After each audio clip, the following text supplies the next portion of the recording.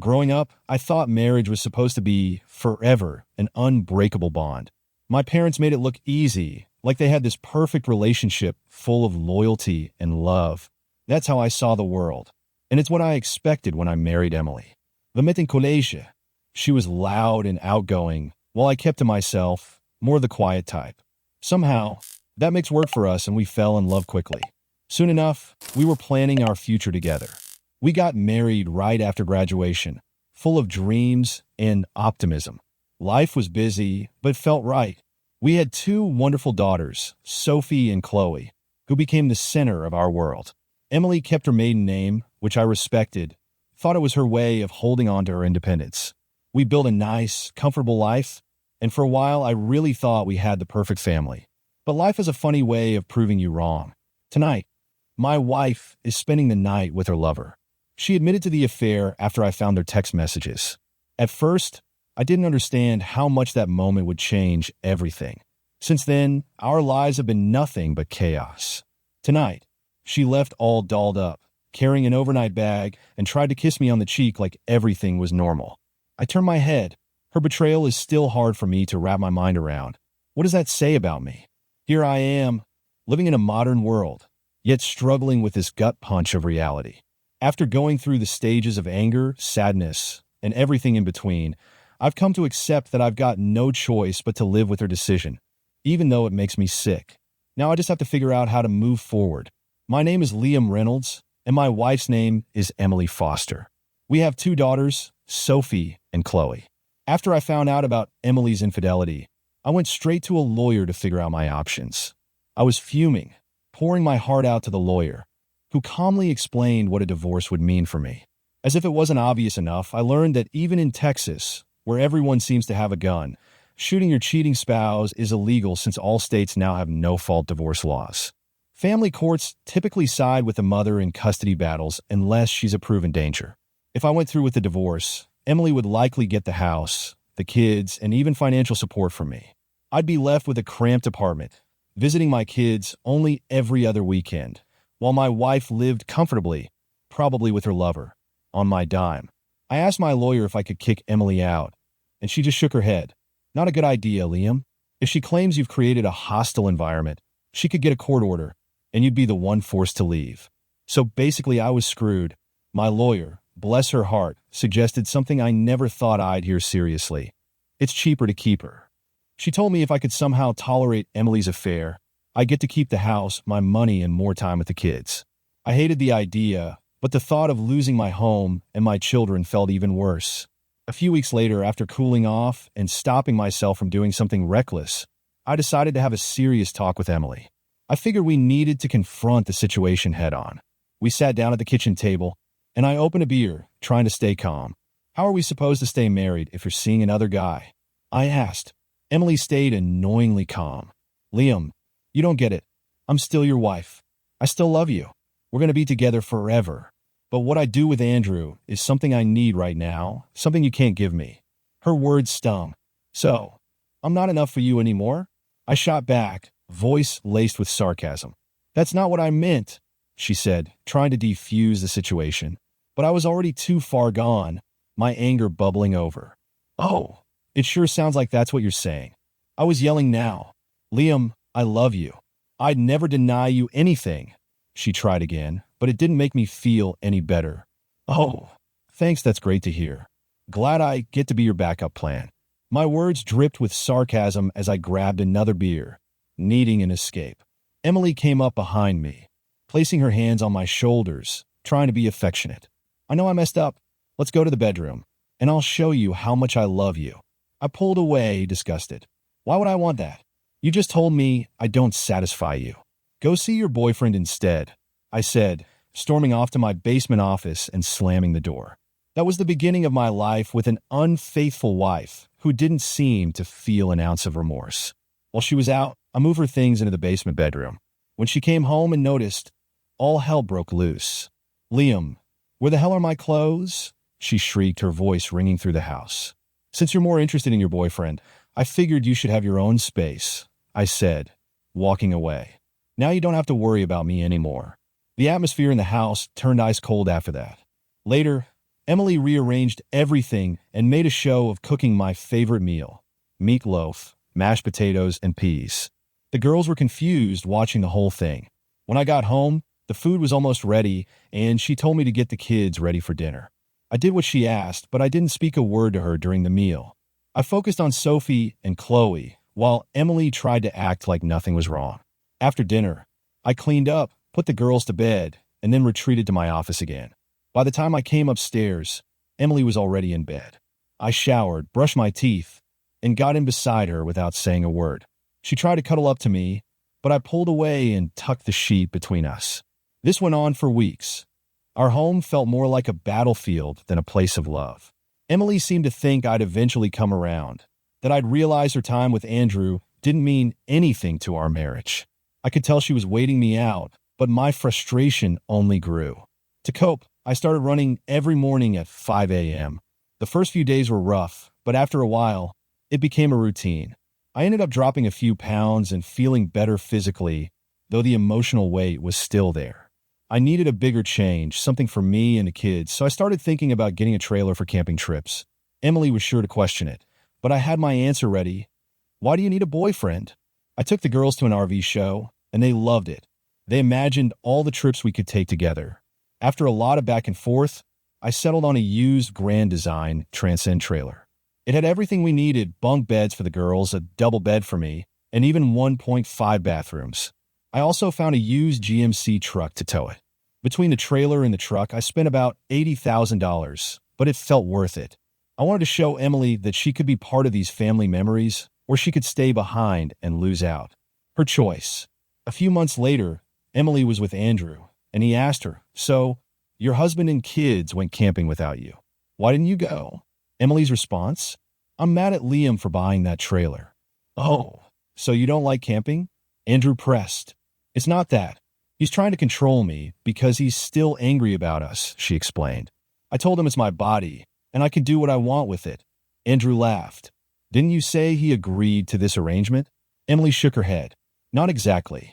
I told him I was going to do it, and he found out the hard way through texts and condoms in my purse. We had a huge fight, and I made it clear he doesn't own me." Andrew was curious. "So how'd he take it?" "He just walked away. Didn't say much. I'm not leaving him, though. I love him and our life. I don't want that to change." "You really think Liam's just going to be okay with you seeing another man?" Andrew asked, raising an eyebrow. "He'll come around," Emily insisted.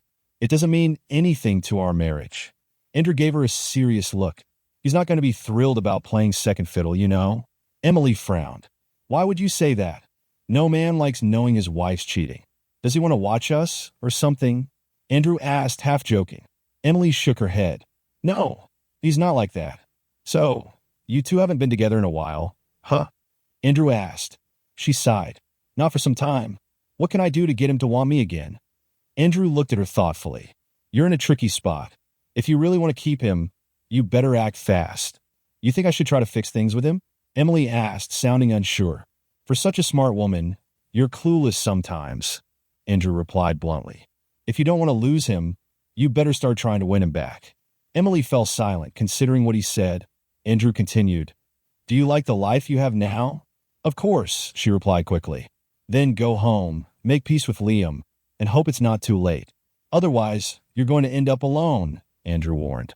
Emily left Andrew's place with his words hanging in the air, wondering if she had pushed Liam too far. Was there still a chance to fix things? Or had she already lost him? Meanwhile, I was loading up the trailer for our week-long camping trip to the Eastern Carolinas. The girls had packed their things, and the forecast promised perfect weather, with just a little rain.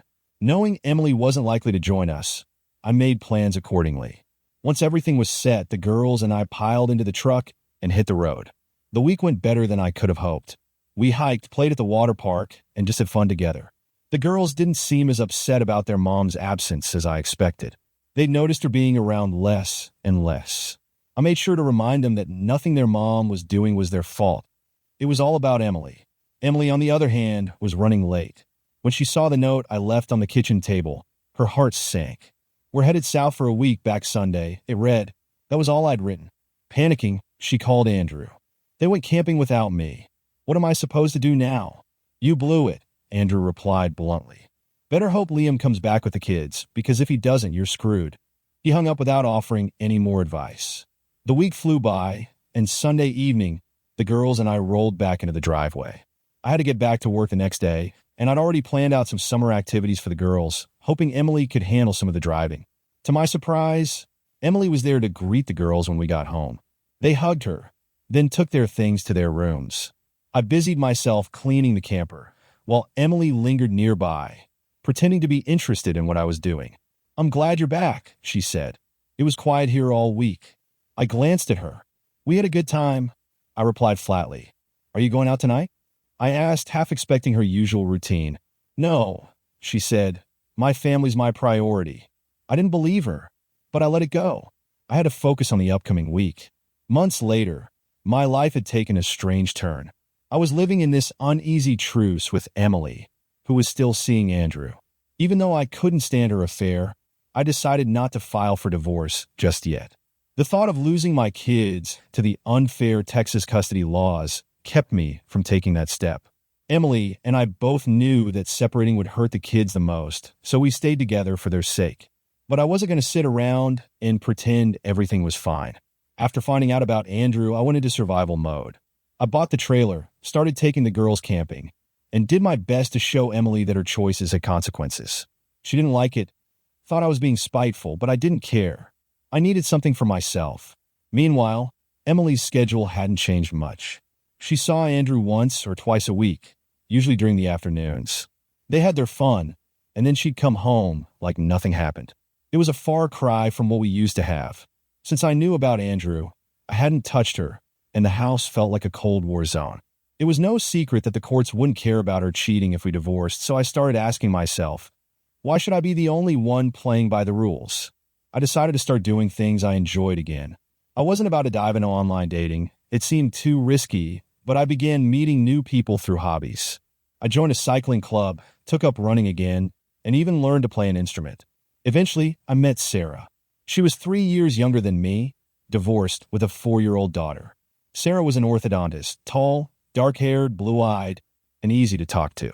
We met through the cycling group, and after a few dates, it was clear we were both looking for something fun, nothing serious. I even invited her and her daughter to go glamping with the kids, something Emily never cared to do. I didn't tell Emily about Sarah. If the courts didn't care about her affair, why should I? A year into this mess, I reached my breaking point. I needed to confront Emily about where things were going. One Friday night, I grabbed a bottle of wine for her and a beer for myself. Handing her a glass, I finally asked, "Are you in love with him?" Emily took a big gulp of wine, avoiding my eyes. "Come on, Emily, you started this. Let's finish it," I said. The kids were in the TV room, and it seemed like a good time to have the talk. "So, how do you want to do this? The easy way or the expensive way?" I asked, pushing the conversation forward. "What are you talking about?" she replied, acting confused. "How long have you been cheating on me?" I asked, no longer dancing around the topic. "Why does that matter?" she shot back, trying to deflect. "Why change anything now?" I shook my head, frustrated. "I know what you've been doing, but do you know what I've been up to?" I asked, hinting at my own secrets. Emily's face twisted with a mix of amusement and suspicion. "You and the girls go camping. You ride your bike a lot. You've been busy with your hobbies," she said. "Yeah, and I've done a few other things," I replied, implying there was more she didn't know. Emily wasn't used to being on the defensive. She had always assumed I'd never leave because of the kids. But this time, I wasn't backing down. "Emily, you didn't answer my question. Do you love him? Are you planning to keep seeing him?" I pressed. "Liam, I don't have a boyfriend," she tried to lie again. "For God's sake, Emily, stop the bullshit. How long have you been with Andrew? And how many others were there before him? Are Sophie and Chloe even mine?" My voice cracked with anger. "You've been a terrible wife. This marriage hasn't been real for 2 years, and tonight, that changes." "What are you talking about?" she asked, bewildered. "I'm talking about ending this joke of a marriage. You need to move out. I'm done being used," I said firmly. Emily's eyes widened in shock. "I'm not moving out of my house, Liam." "That's ridiculous," she said, trying to dismiss the idea. "You'd rather be with your boyfriend than be a part of this family. Make your choice," I said, finishing my beer and heading to the kitchen to cool off. My head was pounding, and I knew I needed to get out of the room. I had laid it all out on the table. and now I wanted to see how she'd react. Emily stayed silent, clearly calculating her next move. She believed I'd stay no matter what because of the kids. She thought I'd put up with anything, but she was wrong. I'd already started making changes, and she had no idea. I began handling our finances online, quietly setting up a separate account. I transferred half of our savings and my paychecks into it. I wasn't about to let her walk all over me anymore. If Emily thought I'd tolerate this forever, she was in for a rude awakening. The consequences were already in motion. Every month, I started transferring just enough money into our joint account to cover half the household bills. Emily needed to wake up and realize the free ride was over. She was going to start pulling her weight around here. I wasn't about to keep footing the bill for her and her boyfriend, even if they weren't shacking up in hotels. I didn't want Liam to know I'd consulted a lawyer.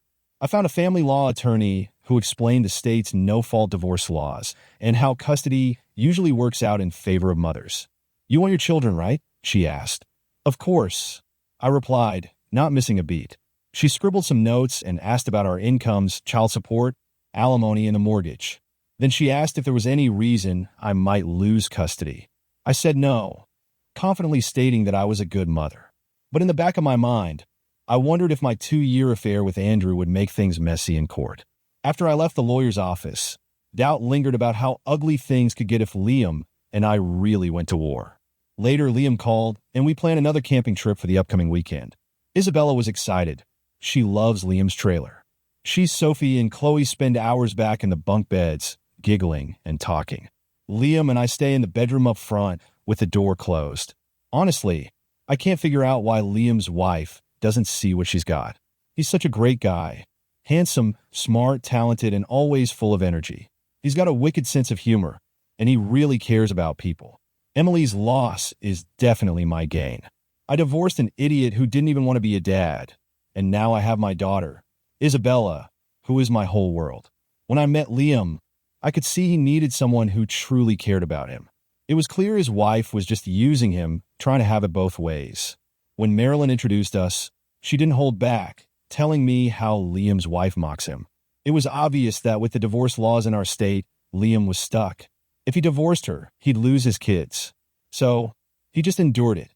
I wasn't looking for anything serious, just a way to blow off some steam. Liam turned out to be perfect for that.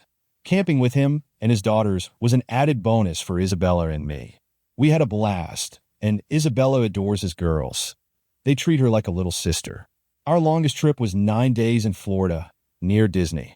We spent 2 days in the park, went hiking, and hit the beach. It was one of the best vacations I've had in a long time. Liam seemed to love every minute of it, and the girls did too. We're already planning more adventures. While Liam was in Florida with the girls, I used the time to visit my lawyer again. I needed to be sure about my custody rights in case Liam tried to kick me out.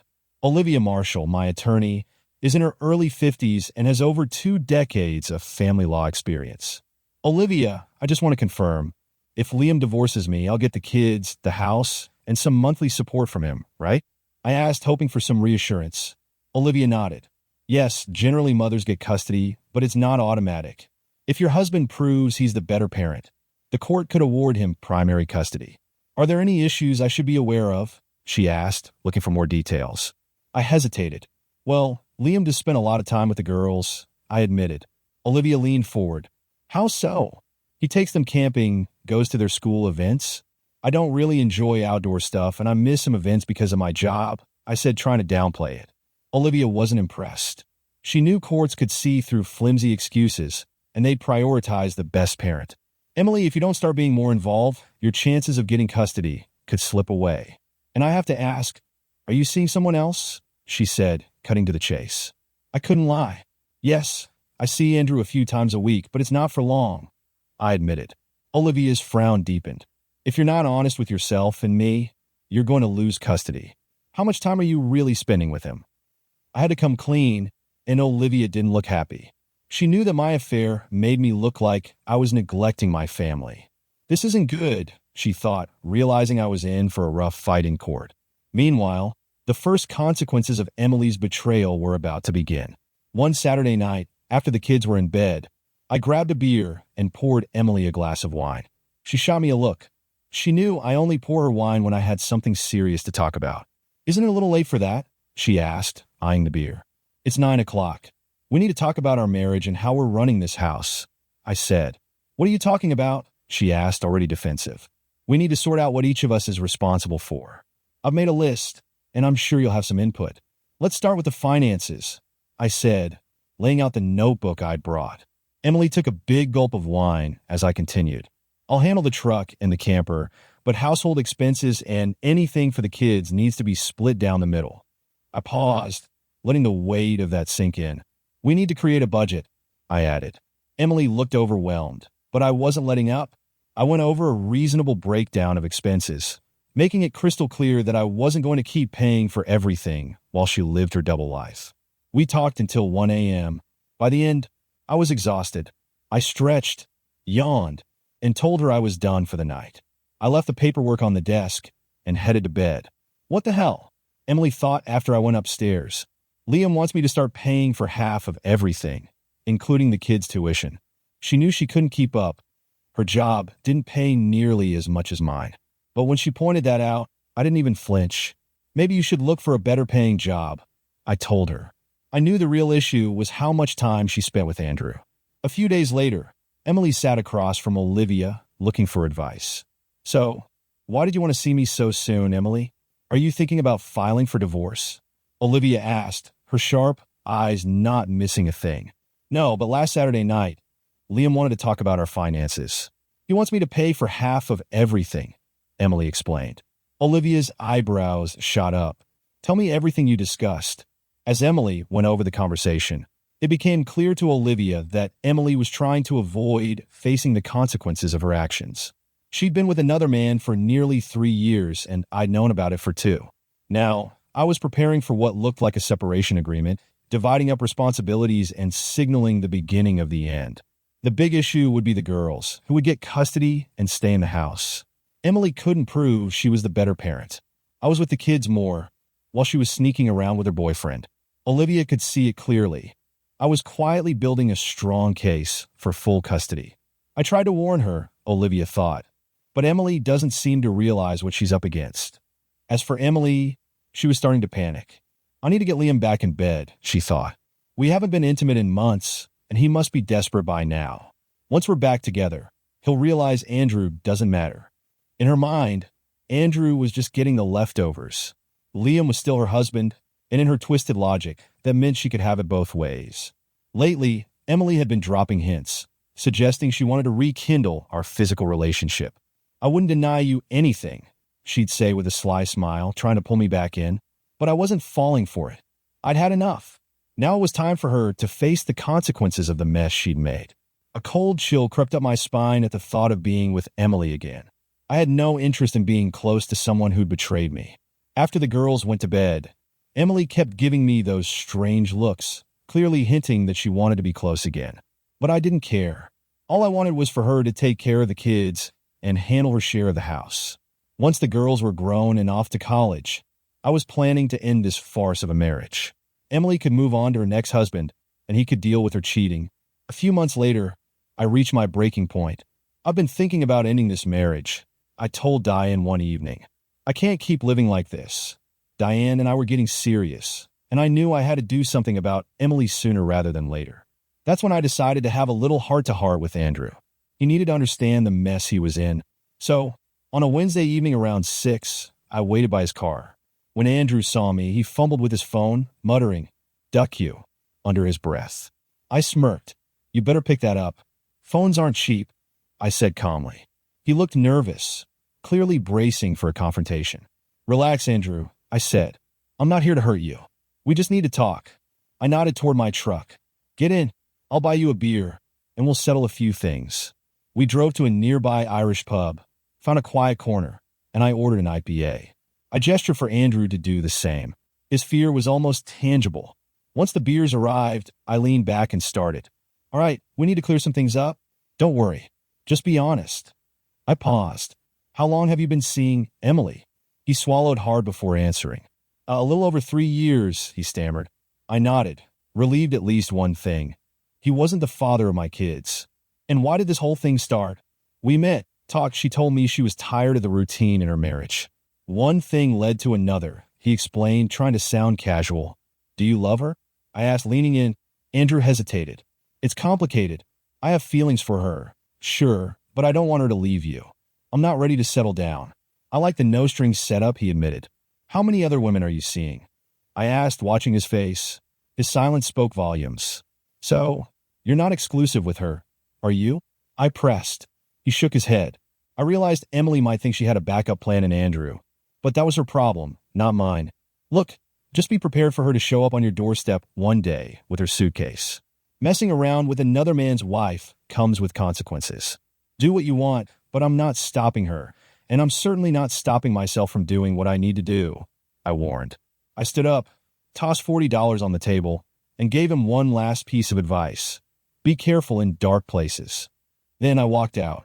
A week after my talk with Andrew, I decided to take the next step.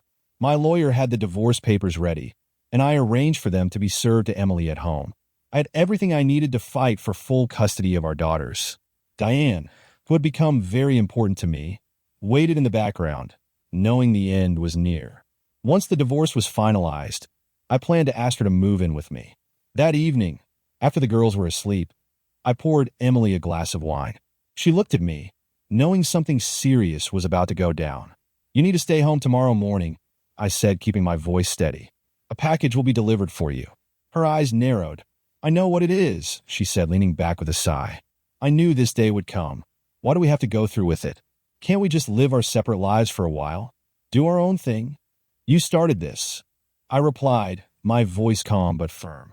You knew I wouldn't tolerate your affair, and you also knew divorce courts don't care about cheating. You thought you'd get the kids, the house, and my money.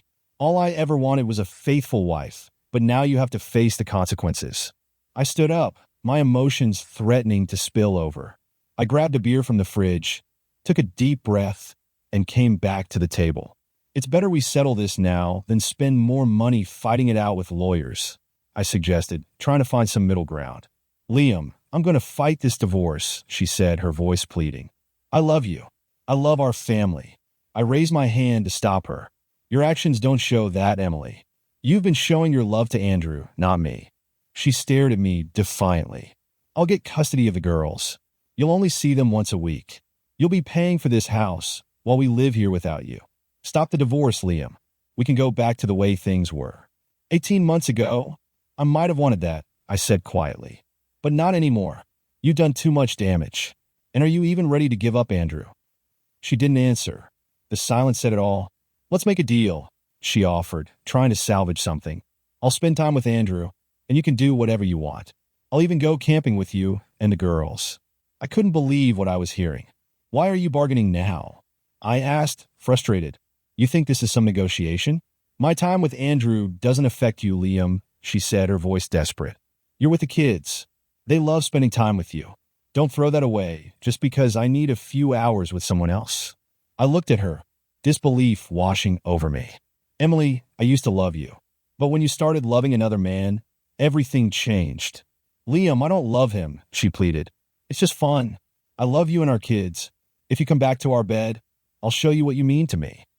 I stared at her. Do you love me enough to give up Andrew? I asked, needing to hear her answer. Silence. Emily just stared at her hands. I think you know what to do. Don't go to work tomorrow morning. Good night, I said, feeling defeated. Then I went to bed. The next morning, I got up early, got the girls ready for school, and left without saying a word. The girls barely looked at Emily as they walked out the door. A few hours later, the doorbell rang. Emily answered it to find a middle-aged woman in jeans and a sports jacket with an ID badge. Good morning. Are you Emily Foster? Yes, I am, Emily replied. Ma'am, I'll need to see some identification, the woman said. Emily fetched her driver's license, and the woman took a picture of it before handing her a large brown envelope. Ma'am, you've been served. She took a photo of Emily holding the envelope and quickly left. Emily stood in the doorway, staring at the envelope. Maybe if she didn't open it, it wouldn't be real. Liam wasn't really ending their marriage. Was he? She walked back inside, placed the envelope on the dining room table, and stared at it for what felt like hours. What should she do now? She poured herself a glass of water, sat at the table, and slowly opened the envelope. Inside were papers that would change her life forever. Why did Liam have to do this? Why couldn't he just let her have her freedom? Eventually, Andrew would be out of the picture, and Liam and she would get back to how things were before. They'd travel, raise their daughters, and do all the things they talked about when they first got married. Seeing Andrew hadn't interfered with her being a wife or mother. So why was Liam making such a big deal about it? Admitting the affair was a mistake. She should have kept it a secret. Now, everything was out of control. She needed to call Olivia. When Emily came into my office panicking, I knew Liam had finally reached his limit. He had been more than patient, but now he was done. The divorce papers he filed were meticulous, making a solid case for him to get full custody of their daughters and keep the family home. He documented every instance Emily neglected her family for Andrew, including missed school events, family vacations, and even daily routines. There were even photos, some taken by friends, that showed Emily and Andrew in public engaging in intimate moments. Emily sat quietly as I reviewed the papers. It was clear she'd only told me part of the story, trying to justify her actions. But family court judges would see right through her excuses. The courts rarely care about infidelity, but neglecting her kids and husband for Andrew would be the nail in Emily's coffin. I knew we needed to prepare her for the likely outcome. "Emily, have you actually read the divorce petition?" I asked, watching her reaction closely. She fidgeted. "I skimmed it. How do I stop this? I want to keep our family together." I began to realize she was delusional. Liam held most of the cards, and it was going to be a tough fight to even get her a halfway decent outcome. "Emily, I need to speak with Liam's attorney before giving you any more advice," I said, laying out the reality. "Remember, we've gone over what courts look at when it comes to custody. From the way this is shaping up, you might not get the custody arrangement you want.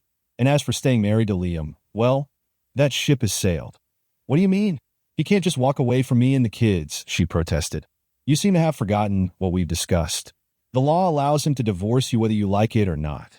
Liam is determined to end the marriage, and he's aiming to keep the children with him," I explained. Emily shifted in her seat, her hands fidgeting nervously. "It's all because of Andrew, isn't it? Liam's jealous. I thought he didn't care about my affair. How do I fix this?" she asked, desperation creeping into her voice. "There's no fix at this point, only damage control," I said bluntly. "What did you expect would happen?" She didn't answer. "Liam's asking that you move out of the house by the time the divorce is finalized. There's a 60-day cooling-off period. If you both agree on terms, the court can finalize it after those 60 days. If not, it could take 90 to 120 days. I continued, breaking down the process. "Can I ask for marriage counseling?" she asked, still clinging to some shred of hope. "You can, but it has to happen within that 60-day period." "Do you really think counseling would change Liam's mind?"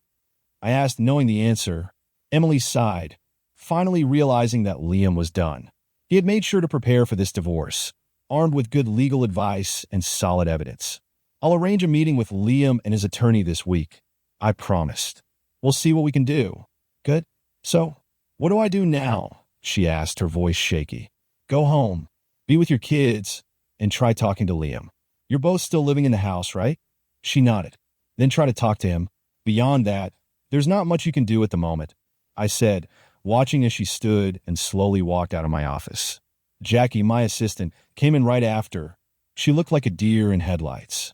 "I'm guessing that didn't go too well," Jackie remarked. "Not great," I admitted, handing Jackie the papers. "Set up an appointment with Liam's attorney as soon as possible." Meanwhile, my day had been eerily quiet. I half expected Emily to be blowing up my phone, begging me to reconsider the divorce. But it wasn't until I was about to leave the office that my attorney called. Emily's lawyer wanted to schedule a meeting, sooner rather than later. I agreed, hoping to put this chapter behind me. She promised to call back with a date and time.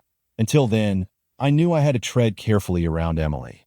Any misstep could be used against me. When I got home, Emily's car was already in the driveway. Inside, she was sitting with the girls, pretending to care about their homework. Chloe and Sophie glanced at me, their eyes practically asking, "What is she doing?" I smiled at them, chatted a bit, and then started making dinner. Emily set the table, and the meal was interrupted only by the girls' chatter.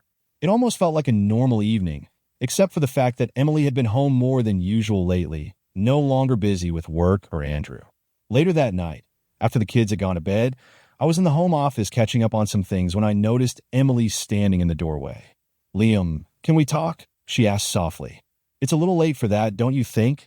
I replied, not looking up from my work. I don't want a divorce. I want us to be a family again, she said, her voice shaking. I sighed. It's a little late for that, isn't it? I repeated, my patience wearing thin. How can I prove to you that I still love you? You're the one I want to be with, she insisted, desperation creeping into her voice. It's too late, I muttered again, not willing to engage. Why won't you talk to me? I've tried so many times over the last 2 years, and you've just ignored me and the kids. Now you won't even give me a chance, she said, her tone becoming accusatory. Talk to you?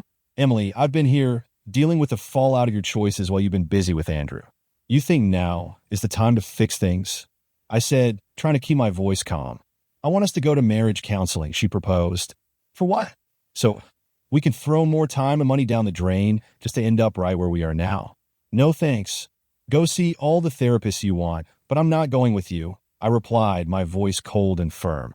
Liam, the kids will get hurt if we get a divorce, she argued. The kids will get hurt? Did you think about that when you were sneaking around with Andrew? I shot back, unable to hold in my frustration. You're showing your true colors, Emily. You've been selfish this entire time. What? She gasped, clearly taken aback. For heaven's sake, go see a therapist. Better yet, pack your things and go stay with Andrew. Get out of my face, I said, pushing past her to head toward the bedroom I'd been sleeping in for months. I decided a hot shower was exactly what I needed to clear my head. As the water ran over me, I tried to collect my thoughts when suddenly the bathroom door opened and Emily stepped in, trying to get into the shower with me. What are you doing? I asked, startled. Please, Liam, let me in. We're still a family. I need you, she pleaded, her voice almost breaking. I raised my hand, stopping her. Stop it. You took me and the kids for granted, and now you want to avoid the consequences of your affair. Get out. Emily stared at me for a moment, then finally turned and walked away. I finished my shower, checked on the kids, and an hour later, Emily's car was gone. Meanwhile, at Andrew's apartment, things were getting complicated. He'd been seeing someone new, and she wasn't too thrilled about the sudden interruption. Andrew was lying in bed with Marie when his phone buzzed. 3 missed texts from Emily.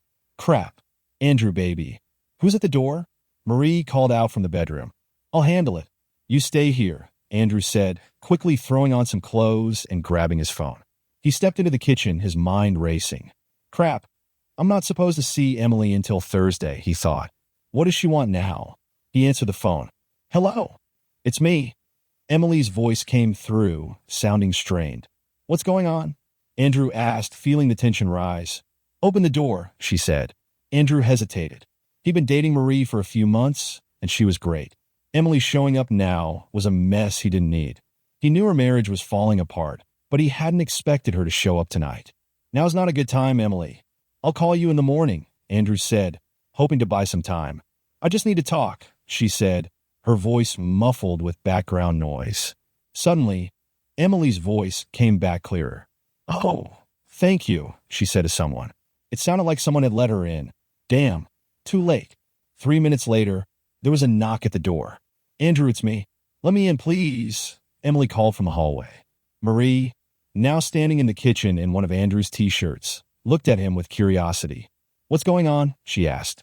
It's an old girlfriend. Maybe she had a bad breakup or something. Andrew lied, trying to sound casual. Are you going to open the door? Marie pressed. Andrew glanced through the peephole, then unlocked the door.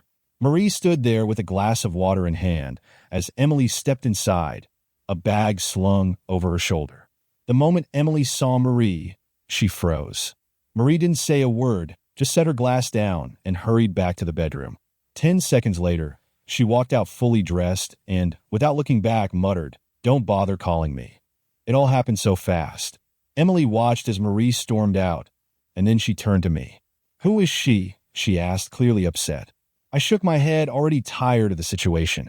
What do you want, Emily? I asked, my frustration showing. She set her bag on the couch, scanning the room and spotting the remnants of my meal with Marie. That's when it hit her. Without another word, I headed to the bedroom, threw on some jeans and a shirt, then grabbed a beer from the fridge. Emily was still sitting on the couch when I came back. Why are you here tonight? We weren't supposed to meet until Thursday, I said, then it clicked. Your husband kicked you out, didn't he? She nodded slowly. And you thought you could just come stay here? I asked, annoyed. Crap, what did you do, Emily? She swallowed hard. Can I get a drink, Andrew? She asked quietly. I grabbed a glass of wine and handed it to her. She took a large gulp and then, barely above a whisper, said, "He's divorcing me." I couldn't help the sarcasm that crept into my voice. Oh, really? Liam doesn't want you to be his wife anymore? Shocking. Can you blame him? We've been at this for a long time. I'm surprised he stuck it out this long. What happened to your brilliant plan to get him back in bed? I asked, genuinely curious. He wouldn't even come near me. Said he didn't want sloppy seconds, she admitted, looking defeated. Well, you're screwed now. In more ways than one, I said, shaking my head. So why are you here, Emily? With a smirk, I added, Marie wasn't impressed with this little scene. I think it's over with her. Emily spent the night at my place. Since Marie was gone, why not have some fun with Emily? She was always up for a good time. But when I woke up in the morning, Emily had already left. Fine by me. She was going to be dealing with the aftermath soon enough. Later that morning, after dropping the girls at school, I got an email from my attorney. Emily's lawyer wanted to schedule a meeting later in the week. Everything was moving forward as planned. I also realized I needed to hire someone for after-school help with the kids. There was a woman in the neighborhood who already helped 3 afternoons a week, so I figured I'd work from home more to make things easier.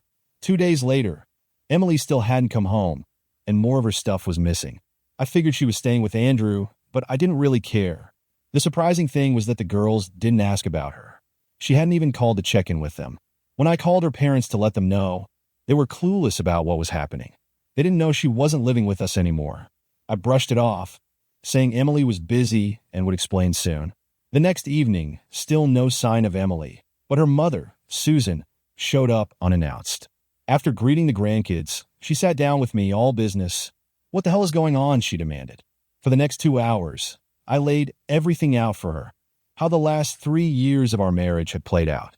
She asked a lot of questions, and by the end of it, she was apologizing for Emily's behavior. I'm sorry for how she's treated you, she said, clearly uncomfortable. I don't need your apology.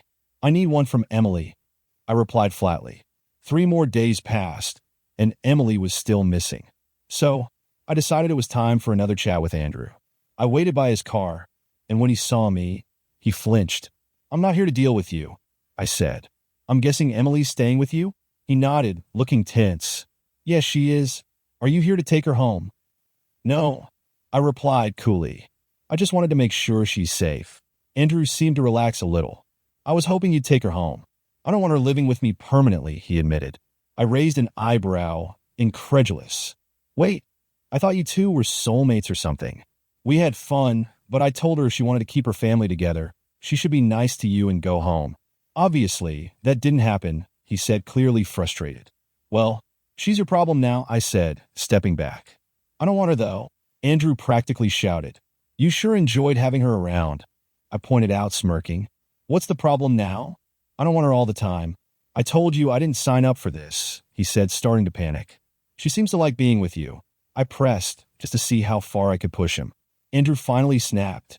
I don't want her. Get her out of my apartment. Take your wife home. His voice was desperate now. I just smiled, shook my head and said, No, she's all yours. I walked away, but Andrew's pleading followed me. Please take her. I don't need a woman with 2 kids. I ignored him, got in my car, and drove off. As I pulled away, I called back. Tell her to come home. Her kids are wondering where she is, and her mom wants to talk to her. Then I left him to deal with the mess he'd helped create. The day after my conversation with Andrew, I was working from home when I heard the front door unlocked. It was Emily. I waited until she made her way into the kitchen. Back for more of your stuff? I asked, not hiding my annoyance. She looked startled. Liam, I didn't know you'd be here. I work from home sometimes. What are you here for? I asked, my patience wearing thin. I thought I might come home, if that's okay with you, she said hesitantly. Well, Chloe and Sophie have been wondering where you disappeared to. I figured you were with your boyfriend. Oh, and your mom's here. She wants to talk to you. I'm sure she has a lot of questions, I said, watching her reaction. Her head snapped up. My mother? What does she want? She's curious why you left, I said, keeping my voice calm. What? What did you tell her? She asked, panic creeping into her voice. I told her the truth. I replied simply, watching her face as the weight of that sunk in. A few days later, I met with my lawyer to go over the next steps. We had a meeting scheduled with Emily and her attorney, Olivia, to finalize custody arrangements and the division of assets. My lawyer reminded me to let her handle most of the conversation. We all sat down in the conference room, and just as my attorney began, Olivia interrupted. Emily has something she'd like to say that might simplify things. Emily cleared her throat and began, Jace, I don't want a divorce. What would it take for us to go back to being a family again? You know I love you and the girls. My time with Andrew was just a way to deal with the stress. It wasn't your fault, and I always came home to you and the girls. I wanted to scream, but my lawyer gave my hand a squeeze, keeping me grounded. Emily continued, trying to convince me that her affair had made her a better wife and mother. She actually believed I would just accept her behavior. I couldn't believe the delusion she was under. She pleaded, but I just stared at her in disbelief. Finally, my lawyer stepped in, steering the conversation back to the real issues. The attorneys began their negotiations, and I let them handle it. Emily still didn't get it. She was still clinging to some fantasy that everything could just go back to the way it was. But there was no going back. The damage was done. I was fully prepared to take this to court if Emily wouldn't agree to my terms. I wanted custody of the girls and to keep the house. She could have the cars, the bank accounts, and whatever else she wanted as long as I got the kids. The lawyers were dragging things out with constant emails, running up the bills, but eventually, my attorney laid out all the evidence, how little time Emily had spent with the girls and me over the last few years. That was enough to make Olivia, her lawyer, realize taking this to court would be a disaster for Emily. With no other options, she reluctantly agreed to my terms. Now my focus was on making sure this impacted the girls as little as possible. At first, I refused to sign Liam's divorce papers. I didn't want to give up on our family. Why was he so stubborn, so determined to blow everything up? What I did with Andrew had nothing to do with him or the kids. Liam didn't lose anything when I spent time with Andrew, so why couldn't he just let me have that? Olivia warned me that if we went to court, the judge would probably side with Liam, giving him custody of the girls. The thought of losing them was unbearable. Olivia had negotiated the best deal possible, but she made it clear that dragging this out wasn't going to help. If I didn't settle, the court would step in eventually and force an outcome after a year anyway. I cried for hours, staring at the paperwork. Signing it felt like signing away everything, my marriage, my kids, the home I'd worked to build. I didn't want to let go, but I couldn't lose my daughters. Olivia showed me where to sign, and with shaky hands, I did. It caught me by surprise when my lawyer called to tell me that Emily had signed the papers. Later that day, Olivia confirmed it. Emily had agreed to the divorce. The girls would live with me, and she'd have limited time with them. She had until the finalization of the divorce to move out. We agreed to divide everything evenly, and she'd get half the value of the house after our youngest daughter turned 18, plus 6 months. She was supposed to contribute $100 a month for each of the girls' education, $2 for $100 a year total. I'd already set up an education fund for the girls years ago, contributing $500 a month to make sure they could go to college wherever they wanted. Emily kept her car and could take whatever furniture she needed for her new place. I even offered to buy bunk beds for the girls at her new home. I just wanted her out of our lives. The constant uncertainty of having an unfaithful wife and a mother who wasn't really present was wearing me down. Now I could finally focus on managing our lives with some stability. Emily could still see the girls, but if they didn't want to spend time with her, I wasn't going to force them. We'd renegotiate the agreement if it came to that. The truth was, Emily hadn't even found a place to live yet.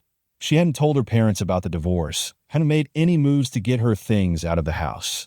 She was in complete denial. The worst part? Andrew had told her he couldn't take her in. I guess she wasn't expecting that. I was in the home office when she came in, looking as lost as ever. Liam, can we talk? She asked, her voice shaky. What's there to talk about? I asked, not even glancing up from my work. I don't have anywhere to go, she said, sounding more desperate than I'd ever heard her. Do I really have to leave? Can I stay here a little longer? I couldn't believe what I was hearing. Emily, you've had weeks to figure this out. Where's your boyfriend? Go stay with him, I said, not hiding my frustration. She hesitated, then admitted quietly, he can't take me in.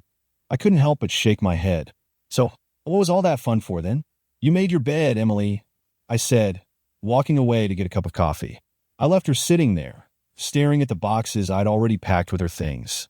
It was obvious she was ignoring reality. She hadn't found a place to move into, hadn't put any money into the girls' education fund, and hadn't even started packing her belongings. It was getting ridiculous. I called her lawyer to remind her that she had a deadline, midnight, to be out of the house. But I knew she wouldn't follow through. Later, I went into what had been her bedroom and started disassembling the bed and moving furniture to the garage. "Do you need all this stuff, Emily?" I asked, walking into the living room where she sat, crying. "If you want it, fine. If not, I'm selling it. Either way, it's leaving the house." She stared at me in disbelief, tears streaming down her face, but I didn't let up. "Come on, get up. Do something about it. Otherwise, it's gone." After a while, she made some phone calls trying to figure out where to go. Then my phone rang. It was her dad. "Liam, what's going on?" "Emily says you're kicking her out," George said, clearly angry. "Did she tell you why?" I asked, trying to stay calm. "What difference does it make? Why are you throwing her out?" he demanded. "It's a long story. How about you and Susan come over, and I'll explain everything," I suggested. They agreed to come over in an hour. I found Emily and asked her, "Are you going to tell your parents the truth, or should I?" She looked terrified, clearly not having told them about the divorce. She stormed out of the house, probably headed to Andrew's place. An hour later, her parents arrived. I sat them down and laid it all out. Her affair with Andrew, the divorce, the custody arrangement, and the financial settlement. I even showed them the papers. They sat there in stunned silence as I explained everything. George and Susan were stunned. They hadn't expected any of this, and their disappointment was clear. After listening to everything, George asked, "So what are you going to do now?" "My focus is on the girls and getting the house in order," I replied matter-of-factly. Susan, still holding out a bit of hope, asked, "Is there any way to save the marriage?" I shook my head. I tried for 3 years, but Emily wouldn't give up the affair. It became clear that her relationship with Andrew meant more to her than her family. They both sat quietly for a moment before I asked, "Would you be willing to take her in?" George sighed, frustrated.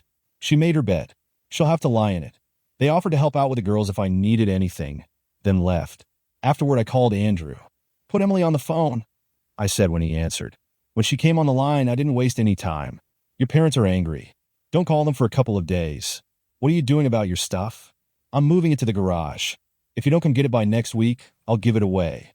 Your choice." I hung up before she could reply. Emily was refusing to accept reality. Her usual tactic of avoiding problems and waiting for everyone else to bend wasn't going to work this time. She needed to face the truth.